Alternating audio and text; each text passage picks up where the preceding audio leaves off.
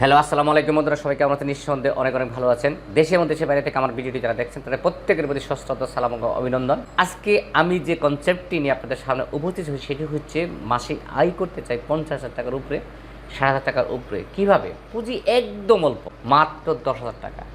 10,000 টাকা পুঁজি দিয়ে মাসে ইনকাম করব 50 থেকে 60,000 টাকার উপরে। কীভাবে? শুরু থেকে শেষ পর্যন্ত ভিডিওটি দেখার চেষ্টা করবেন। যদি ভালো লেগে থাকে তাহলে অবশ্যই ভিডিওটিতে একটা লাইক, শেয়ার এবং আমার চ্যানেলটি সাবস্ক্রাইব করবেন, আমি খুব খুশি হব। তাহলে কি, চলুন দেখা যাক ভিডিওটা কি। আমাদের অনেকেই বিভিন্ন সময় বিভিন্ন কারণে ধরা খেয়েছি, অনেক লস খেয়েছি। টাকা নেই, ব্যাংক থেকে লোন নিয়েছি, কোনো মাল্টিপ্লাস থেকে লোন নিয়েছি, কিস্তিতে টাকা তুলেছি, কাউকে সুদের টাকা নিয়েছি, সব শেষ।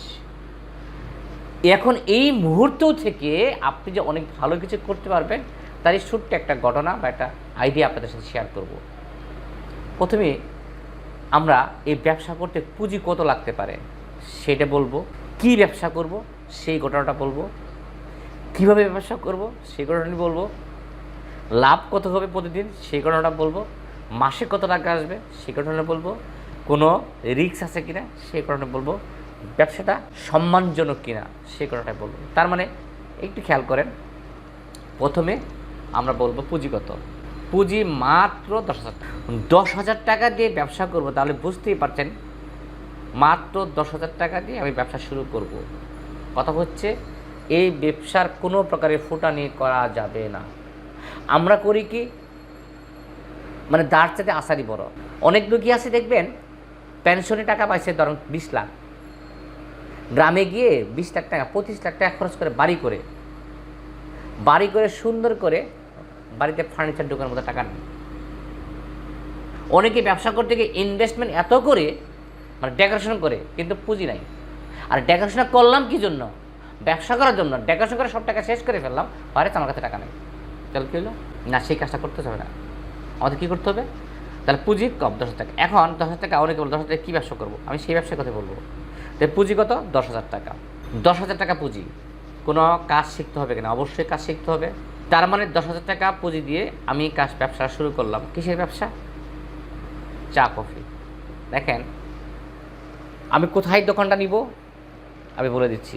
কোনো রাস্তার মোড়ে ছোট্ট একটা জায়গা, যেমন কোনো দোকানদার দোকান দিয়েছে, আমি কথাটাকে আবার খেলতেছি, তার মানে আপনার কোনো প্রকার অ্যাডভান্সের কোনো বিষয় নাই। কোনো ডিপার্টমেন্টাল স্টোর বা কোনো মনোহারি দোকান অথবা কোনো সবজির দোকান, আপনি ওনার সাথে কন্ট্যাক্ট করবেন যে আমি এখানে চা এবং কফি বিক্রি করব, আপনাকে প্রতিদিন আমি একটা টাকা দেব বা মাসে একটা টাকা দেব। উনি ওনার দোকানের পাশেই বুদ্ধি করে একটা ছোট্ট একটা স্পেস নেবেন, নিয়ে ওইখানে একটা কফি মেকার, একটা চা বানানোর জন্য সরঞ্জাম, ছোট্ট একটা সেলফ, ওই মুদি দোকানদারি আপনাকে সেলফটা দেবে। ওইখানে শুধুমাত্র চা কফিগুলি রাখবেন এবং বিভিন্ন ধরনের ইনস্ট্রুমেন্ট রাখবেন। যেমন মালটার সময় মালটা রাখবেন, তেঁতুল রাখবেন, আপনার আনার রাখবেন, আপনার বিভিন্ন ধরনের মশলা রাখবেন, দুধের আইটেম রাখবেন, একটা চা বানানোর যেটা পুরো একটা গামলা সেটা রাখবেন, একটা আপনার কেটলি রাখবেন, সুন্দর করে সাজায় রাখবেন। এগুলি কিন্তু বিনিয়োগ বেশি না। একটা স্টিলের বা একটা অ্যালুমিনিয়ামের একটা গামলা কিনতে সর্বোচ্চ 200 বা 300 টাকা যাবে, একটা কেটলি কিনতে 500 টাকা যাবে। সব কিছু আমি কিন্তু বলতেছি যে আপনি ব্যবসা শিখবেন। যখন ব্যবসাটা শিখবেন, শিখে কাজটা করতে যাবেন, দেখেন ব্যবসা কার জন্য? তার জন্য যে চা এবং কফি ব্যবসা করতে পারে। একটা কথা মাথায় রাখবেন, সোনারগাঁ হোটেলেও কিন্তু চা বিক্রি করে, শেরাটনে চা বিক্রি করে, প্রত্যেকটা জায়গায় চা কফি বিক্রি হয়। ওই দেখবেন স্বপ্ন দেখবেন আপনি বিভিন্ন প্রকার সবজি বিক্রি করে, আলু বিক্রি করে, মাছ বিক্রি করে, মাংস বিক্রি করে, তার মানে এই সে মাংস বিক্রি করা, সে কষায় না। এটা ব্যবসার ধরন। আপনি চা কফির ব্যবসা করেন, কিন্তু কথা হচ্ছে যে এই চা কফির ব্যবসা যে মালিক তাকেই করতে হবে, কোনো কর্মচারীতে করানো যাবে না। তার জন্যই ব্যবসাটা যে ব্যবসা করতে পারবে। তার মানে রাখবেন। আঁকার পরে দেখেন, আপনি প্রথমে আপনার অ্যাডভান্স দিতে হয়, এই টাকাটা লাগতেছে না, হয়তো দোকানদার সাথে কথা বলে নিলেন, আমি আপনাকে মাসে হয়তো দেখা যায় দিয়ে 1,000 টাকা বা 1,500 টাকা দিব বা 2,000 টাকা দিব, ঠিক আছে, বা 3,000 টাকা দিব মাসে, 3,000 টাকাতে নিলেন।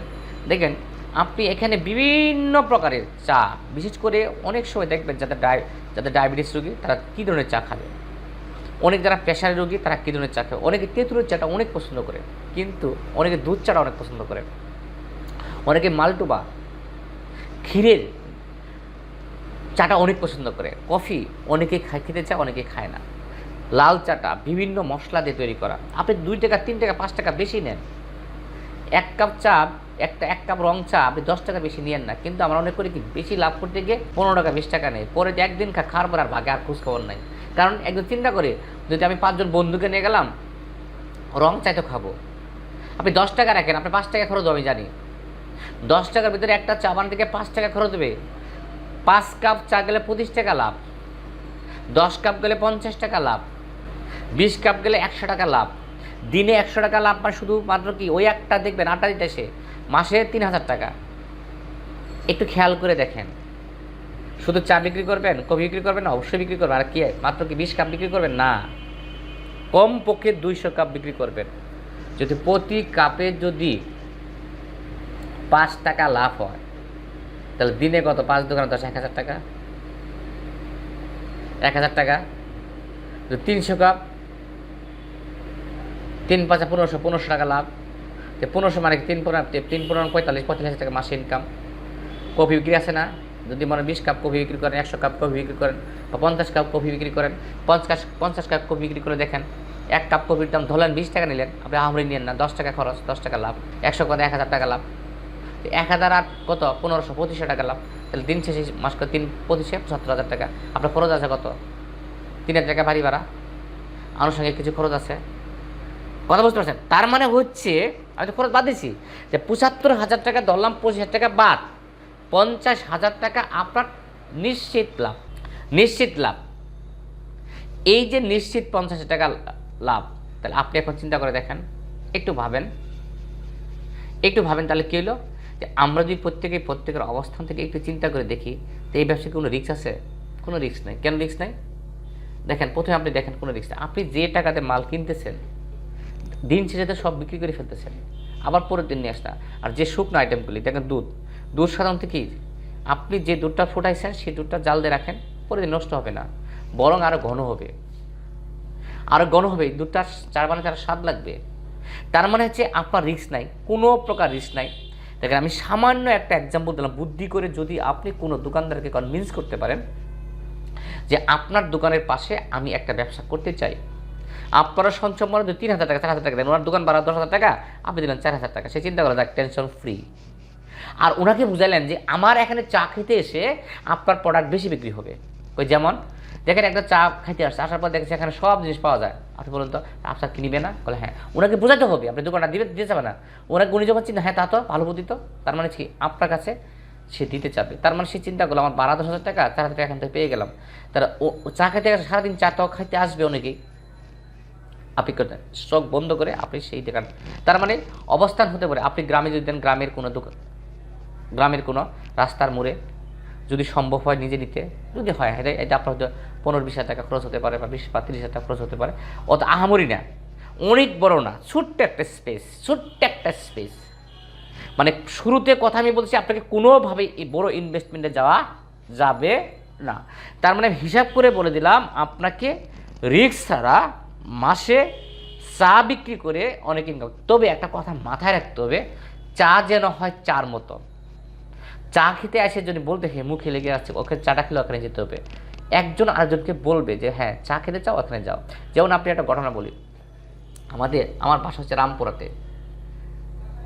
রামপুরাতে আমাদের অনেক বন্ধুবান্ধব পুরান ঢাকায় ঝালমুড়ি খেতে যায়। আপনি দেখেন, রামপুরা থেকে পুরান ঢাকা যেতে কমপক্ষে 150 টাকা রিক্সা ভাড়া লাগে, আইতে 150, যাইতে 150, 300 টাকা, মানে 20 টাকার ঝালমুড়ি খেতে গিয়ে তার 300 টাকা রিক্সা ভাড়া দেয়। তার মানে ওর ঝালমুড়িটা সে এত ভালো লাগে। তার মানে দেখেন, আপনি চিন্তা করে দেখেন, 150 টাকা 300 টাকা টাকা অনেক ঝালমুড়ি খেতে যাচ্ছে।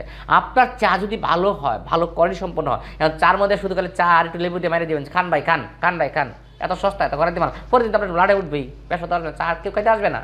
আপনার চাটা হতো মানসম্মত, আপনি চাটা দেন, কিন্তু রং চা 10 টাকা বেশি নেওয়া যাবে না, কফি 20 টাকার উপরে নেওয়া যাবে না। কফি এমনভাবে দিবেন, এমন করে টাকা রাখছে 50 টাকা, পরের দিন খাওয়ার পর চিন্তা কর ভাই কান ধরে উঠছি আর বসি, তোর এখন আর জীবনও যাবো না।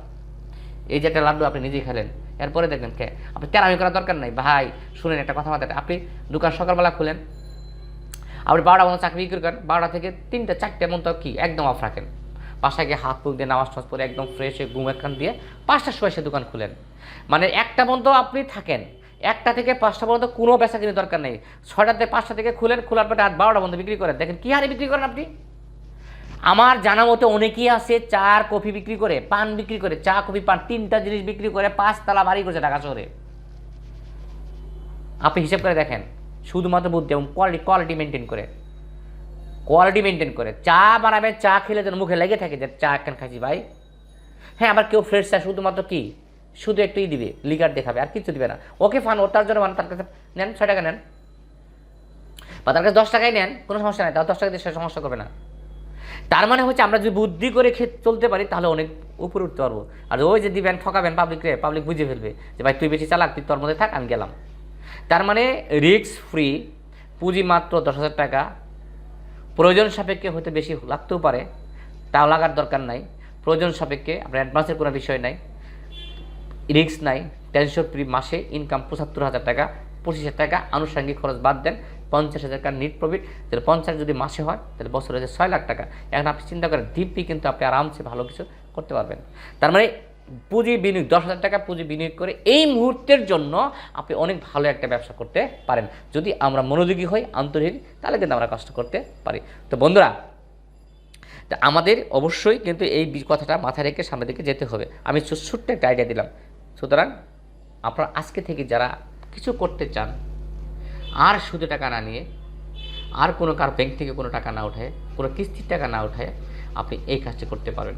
সবাই ভালো থাকেন, সুস্থ থাকেন। যদি আমার ভিডিওটি ভালো লেগে থাকে তাহলে অবশ্যই আমার ভিডিওতে একটা লাইক, কমেন্টস এবং আমার চ্যানেলটি সাবস্ক্রাইব করে এবং শেয়ার করবেন। আল্লাহ হাফেজ, আসসালামু আলাইকুম।